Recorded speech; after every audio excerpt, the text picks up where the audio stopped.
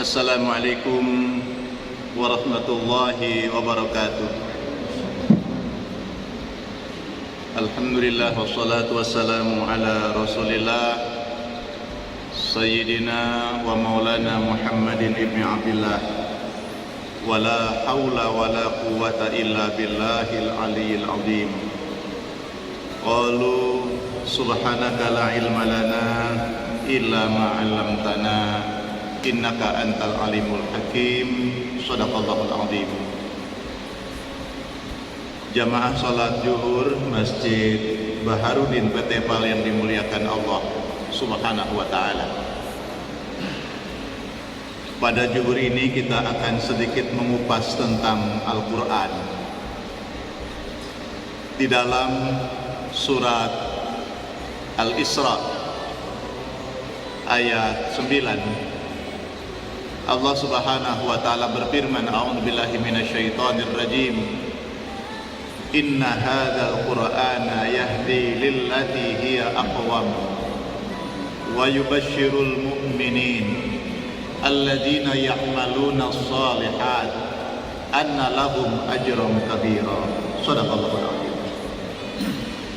Inna hadzal qur'an, sungguh benar-benar dengan Al-Qur'an ini, yahdi lillati hiya aqwam.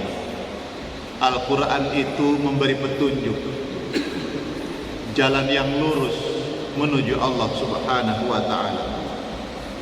Wa yubashshirul mu'minin, wa yubashshirul mu'minin, dan Al-Quran itu memberi berita gembira kepada orang-orang yang beriman. Alladzina ya'maluna sholihati, dan juga bagi orang-orang yang melakukan amal-amal kebajikan, amal-amal saleh.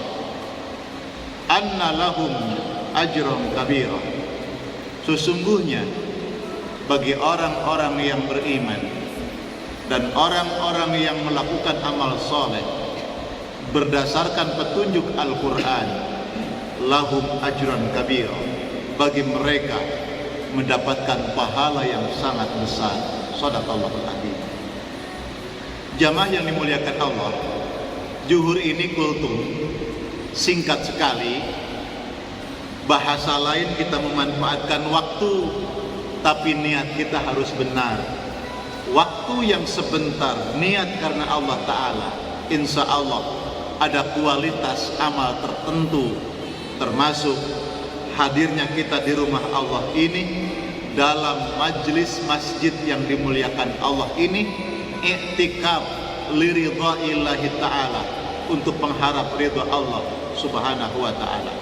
Jamaah sekalian, hari ini, akhir-akhir ini mungkin sangat berbeda dengan masa lalu, waktu dulu bapak-bapak, ibu-ibu, ketika kita mungkin masih di kampung. Rumah-rumah ramai kalau udah maghrib, mereka masuk ke rumah masing-masing, yang lainnya berangkat ke masjid, pulang dari masjid mereka ke rumah masing-masing. Di setiap rumah terdengar senandung Al-Quran. Akan masih ramai kita mendengarkan bacaan Al-Quran di rumah kita. Al-Quran adalah bacaan, Al-Quran adalah firman-firman Allah yang kita baca. Al-Quran berisi di dalamnya kajian-kajian, ilmu-ilmu Allah, pelajaran-pelajaran. Banyak orang menghabiskan koran setiap hari. Hari ini mungkin koran sudah tidak jadi terkenal karena berita di medsos sudah sangat sering kita baca. Tetapi sayang, berita Al-Quran yang up to date, walaupun 15 abad yang silam, hari ini kita membacanya, dia akan tetap up to date. Tapi kita melupakan bacaan Al-Quran, habis waktu untuk membaca di media sosial. Jamaah sekalian yang dimuliakan Allah, rumah-rumah yang dulu ramai dengan bacaan Al-Quran, hari ini sudah mulai sepi. Mungkin televisi bunyinya yang ramai kita dengar, atau anak-anak kita juga sedang sibuk dengan gadgetnya, dengan media sosialnya. Yang dibuka adalah mungkin hiburannya ataupun yang lainnya. Walaupun bersyukur yang dibuka pengetahuan-pengetahuan yang dibuka pelajaran-pelajaran di sekolahnya, yang dibuka tayangan-tayangan yang berisi tayangan agama, alhamdulillah. Dan Al-Quran digeser ke HP kita bisa membacanya di situ. Ilmu-ilmu Islam digeser ke media sosial, kemudian kita membacanya, alhamdulillah. Tetapi kita tetap harus waspada, sebab kita tidak hanya menghabiskan waktu ibadah di masjid, kita tidak hanya menghabiskan waktu membaca Al-Quran di masjid. Butuh rumah-rumah yang megah, rumah-rumah yang indah, rumah-rumah tempat kita bersandar setiap malam. Jangan seperti kuburan, kata Rasulullah. Jangan menjadikan rumah yang indah itu justru seperti kuburan, kata Rasulullah. Alaikum bis shalah wa tilawatil Quran fi manazilakum, kata Rasulullah. Jangan sampai kalian kemudian melupakan membaca Al-Quran, melupakan solat-solat yang kau tunaikan, dan itu ditegakkan di rumahmu. Jamaah sekalian yang dimuliakan Allah, nawwiru buyutakum bis shalah wa tilawatil Quran. Cahayai rumahmu, berikan sinar di rumahmu dengan salat sunnah, dengan bacaan Al-Quran. Karena rumah yang di dalamnya ada salat yang ditegakkan, rumah yang di dalamnya ada bacaan Al-Quran yang didengungkan, akan menjadi rahmat, akan menjadi berkah. Dan di dalam hadis yang lain dikatakan, syaitan akan lari dari rumah yang di rumah itu ada salat, yang di rumah itu ada bacaan Al-Quran. Terutama jamaah, bagi kita yang sudah lama tinggal di rumah, jangan sepi rumah kita dari bacaan Al-Quran. Ayo ambil Quran, ayo kita buka kembali Al-Quran. Minimal usai salat maghrib kita baca Quran, minimal mungkin usai salat subuh sejenak kita baca Quran. Jangan tinggalkan Quran, supaya itu menjadi barokah. Sebab Rasulullah sangat mencintai Al-Quran.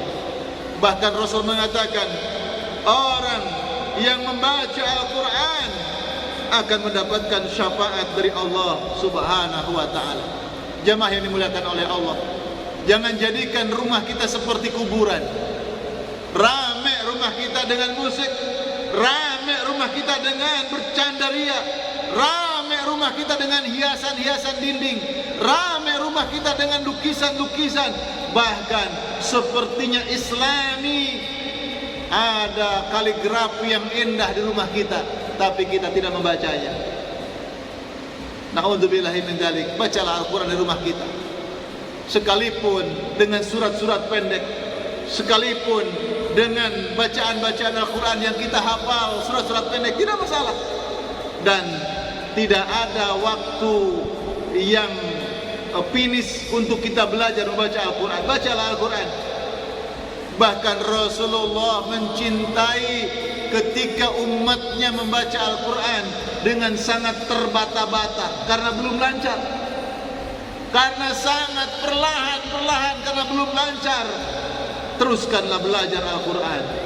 Ada orang mengatakan, saya takut dosa Pak Ustadz kalau membaca Al-Quran masih salah. Tidak apa-apa, bacalah Quran sekemampuanmu, tapi tetap terus belajar, sehingga kesalahan kita akan terkoreksi, akan bisa diperbaiki kita dengan kita masih belajar.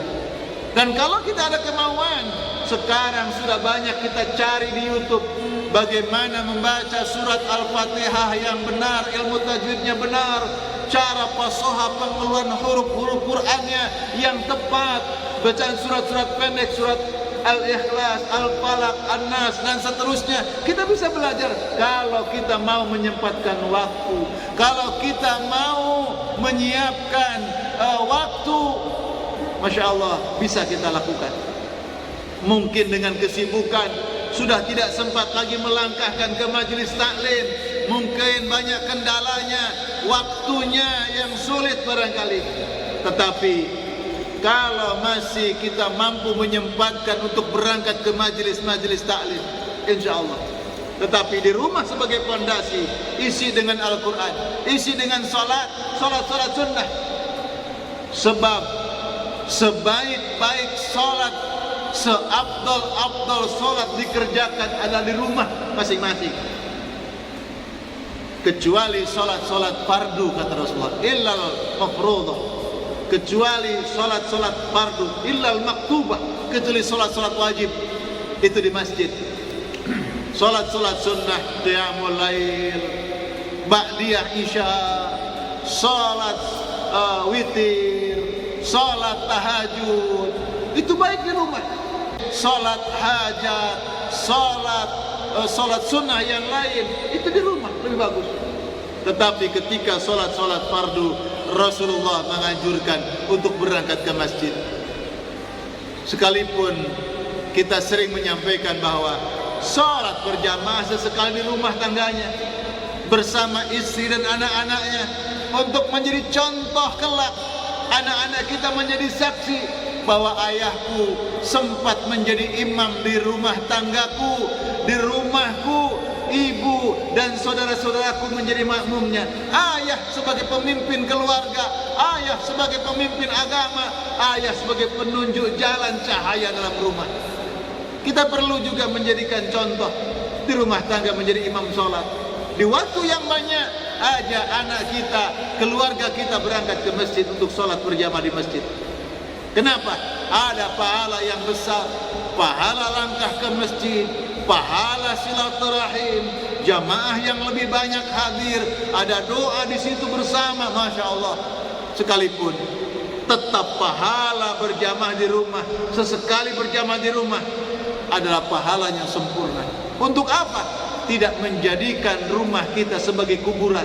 Karena apa? Karena jarang sekali ada bacaan Al-Quran, jarang sekali ada zikir. Maka sholat berjamaah di rumah pun penting sesekali waktu, menjadi contoh pilar agar latihan disiplin di rumah bisa lebih tenang, bisa berjamaah bersama keluarga, bisa menjadi manfaat, bisa membaca Al-Quran bersama keluarga. Masya Allah.